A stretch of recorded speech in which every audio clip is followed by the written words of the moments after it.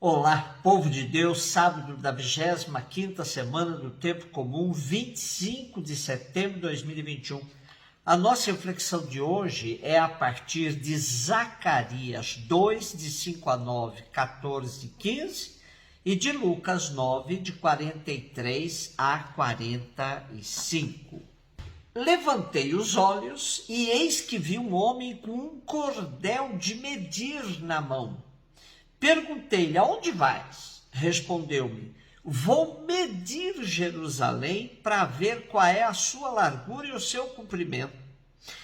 Eis que apareceu o anjo que falava em mim, enquanto lhe vinha ao encontro um outro anjo que lhe disse, corre a falar com esse moço, dizendo, a população de Jerusalém precisa ficar sem muralha, em vista da multidão de homens e animais que vivem no seu interior. Eu serei para ela, diz o Senhor, muralha de fogo ao seu redor, e mostrarei minha glória no meio dela.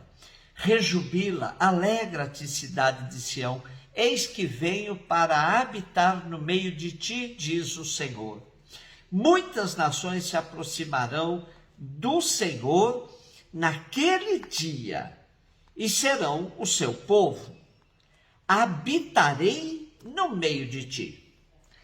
A atividade do primeiro profeta Zacarias, que vai do capítulo 1 a 8, segue de perto a do profeta Ageu.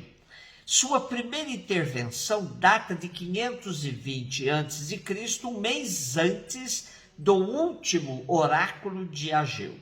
Sua atividade prolonga-se até 518, ou seja, 3 anos antes da dedicação do novo templo que se deu em 515. A grande maioria dos comentadores bíblicos concorda que há 2 Zacarias facilmente comprovado no livro que leva seu nome. Um Zacarias vai do capítulo 1 a 8 e o outro de 9 a 14.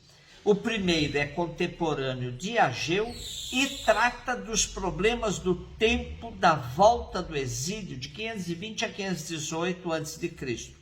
E o segundo reflete a situação dos anos 300 a.C.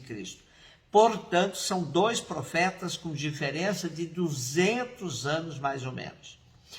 Nosso trecho é parte do primeiro Zacarias e constata-se nele as expectativas logo depois da volta do exílio em torno do príncipe Zorobabel de estirpe davídica e do sumo sacerdote Josué.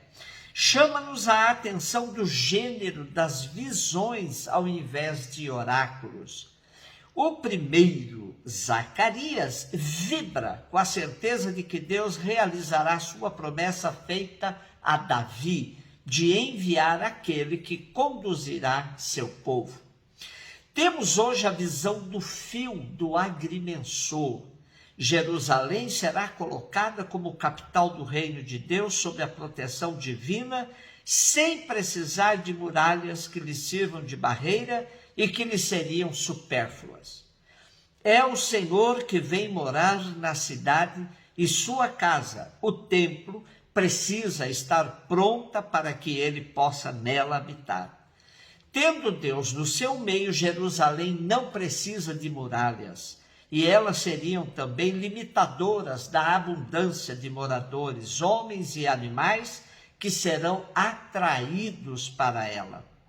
Cabe ainda ressaltar que Zacarias é um dos profetas mais citados no Segundo Testamento, sempre em defesa dos pobres e da memória histórica da preferência de Deus por eles.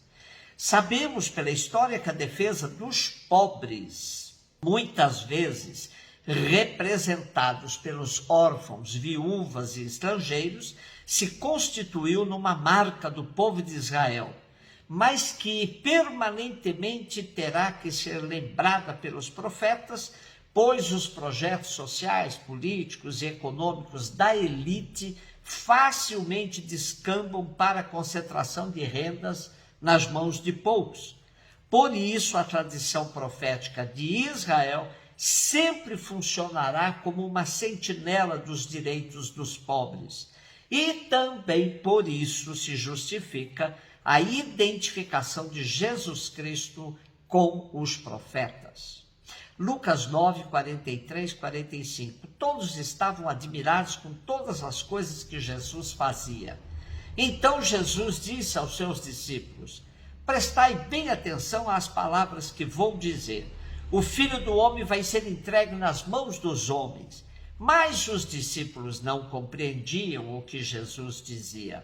O sentido lhes ficava escondido, de modo que não podiam entender, e eles tinham medo de fazer perguntas sobre o assunto. Já exploramos bastante o tema do anúncio da paixão da parte de Jesus, que insiste que seus discípulos compreendam como será o seu futuro. Porém, os discípulos têm uma expectativa diferente em relação ao messianismo. Como qualquer judeu, eles alimentam o sonho de um Messias forte e poderoso que os liberte do poder do Império Romano e faça de Israel o povo dominante sobre todas as nações. Por isso, entende-se quando Lucas e outros evangelistas dizem que os discípulos não compreendiam o que Jesus dizia. Além de não compreender, eles tinham medo de perguntar a Jesus qual o significado profundo desse sofrimento que está à vista, que Jesus lhes anuncia que vai acontecer. Vejamos que todas as vezes que Jesus falava em parábolas, quando ficavam a sós com ele, os discípulos lhe pediam que lhes explicasse o significado das parábolas. Em relação aos anúncios da paixão, eles preferiam nada perguntar, optavam pelo silêncio e o sentido lhes ficava sempre escondido. Hoje, há muito anúncio do evangelho que esconde a cruz. A sociedade prefere ouvir falar de um Jesus que faz milagres, que cura, ao qual nada é impossível. Porém, o querigma completo compõe do anúncio da cruz, da paixão, do sofrimento. É claro que também comporta o anúncio da ressurreição, da vitória sobre a morte. Porém, não há ressurreição sem cruz.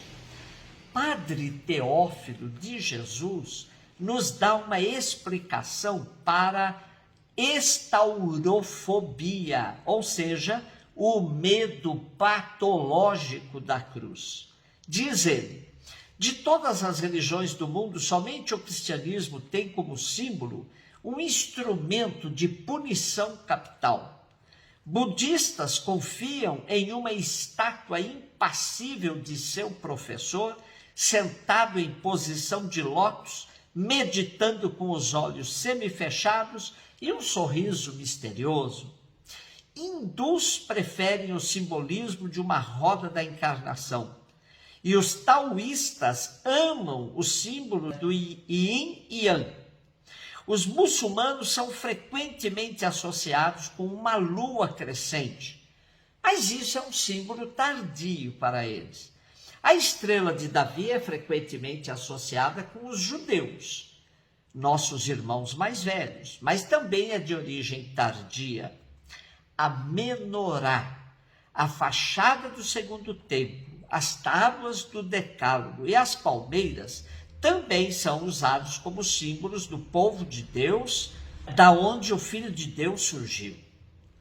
Entre todos os símbolos, a cruz cristã continua a ser um lembrete dissonante, lancinante, de que nem tudo é açúcar e simpatia entre os fundadores religiosos do mundo. Pelo menos um deles foi derrotado por uma morte ignominiosa, enquanto a maioria dos outros ídolos morreu em suas próprias camas. O nosso sangrou e foi asfixiado até a morte como um criminoso comum. Para o cristão, a cruz continua a significar um instrumento de tortura, sim. Mas o locus onde Jesus venceu o último inimigo, a morte, pois, como nos aponta o evangelista João, na cruz ele morre, mas na cruz ele não fica, pois ressuscita e nos abre o caminho para a ressurreição. Em todo caso, precisamos de fato meditar sobre a cruz e dar sentido ao nosso sofrimento. Sofrer sem sentido é masoquismo, é doença e não é cristão. Mas quando a gente sofre com um sentido na vida, é entrega da vida por uma causa, como Jesus o fez. Um beijo no seu coração.